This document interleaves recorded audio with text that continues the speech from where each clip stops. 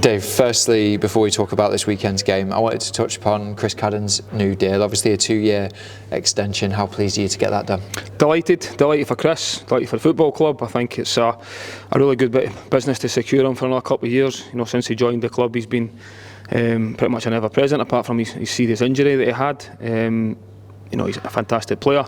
You see what he gives you every single week when he plays, but not just that, how he is around the building every day, how he trains every day, the level of professionalism that he has, and he's a real role model for younger players coming through. So you can't have enough people like Chris Cadden who play for the club and really understand what it takes to play for the club as well, which is a big thing. Yeah, obviously then going into this weekend, it's a real tough trip, isn't it, to Rugby Park? It is. We'll make sure the players are well aware of what they're going to face. We've obviously been down there earlier on in the season.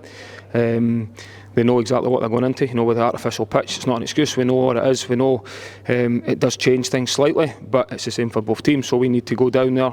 We know what we're expecting. It'll be a real difficult place to go.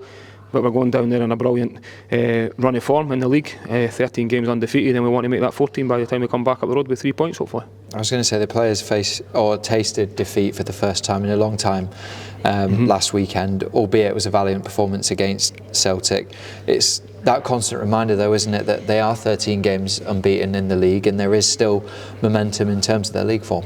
There certainly is. I think even just a reminder of how that feeling was. It's not a nice feeling. It's a horrible feeling to have. We never accept losing games of football. It's the toughest test in football. I've said that before the game, prove it during the game and then after the game as well, because Celtic were very good on the day. We know we could have been better, but we can't dwell on that. We can't dwell on the negatives within the game. We need to improve on them, certainly, but there's everything to play for still in terms of league form. Our full focus will turn towards that, and we've got an opportunity to extend this unbeaten run, but also can we try and get as many points as we can before the split, because they're all massive games now before then, with everything to play for, and every team in the league has got something to play for, so all the games are going to be really interesting moving forward. But we've put ourselves in a fantastic place. We need to make sure we capitalise on that and finish the season as strong as we can. How do we look then in terms of the squad? Obviously it's a bit of a blow with Nicky Cadden's injury. Yeah, gutted for Nicky, because he's came in and done really well, which is unfortunate. The squad's obviously there for a reason though. We've got players that can come in, which is brilliant, the strength and depth of the squad. But unfortunately for Nicky, he'll miss sort of 3 weeks or so, which is a bit of a blow for him, but at least it's not the end of the season. He will come back stronger between now and the end of the season, the business end of the season. But apart from Nicky, Joe clearly isn't back yet. Hoping to have him back out after the international break, but everybody else is moving in the right direction and available for the squad. Yeah, just finally I wanted to touch upon the international break and talk about Nectar Triantis, obviously his first call up to Australia. Brilliant news for him, but also brilliant news for the football club. It is brilliant. Delighted for him because he fully deserves it. Great for the football club as well. It's something we talk about a lot when we try and bring players to the club, of such a big club Hibs is, and the platform that it provides. And if you're playing well for a club like Hibs, international managers are going to notice that, and I think it's a credit to everybody, the staff, everyone trying to improve players all the time.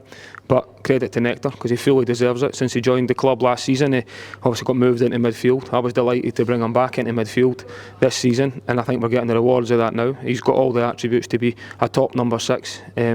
He's also improving all the time, because you forget he's only 21-year-old, so he's got a lot of improving still to do. But he fully deserves his call up and the recognition for the season he's put in so far, and he's still got a lot of improvement to do. And the biggest thing with Nectar, and the biggest positive I can say about Nectar, is he always wants to get better and he always wants to work hard, and he's brilliant around the club, so fully deserves his call up. Yeah, he absolutely does. Good luck this weekend. Thank you very much. Cheers.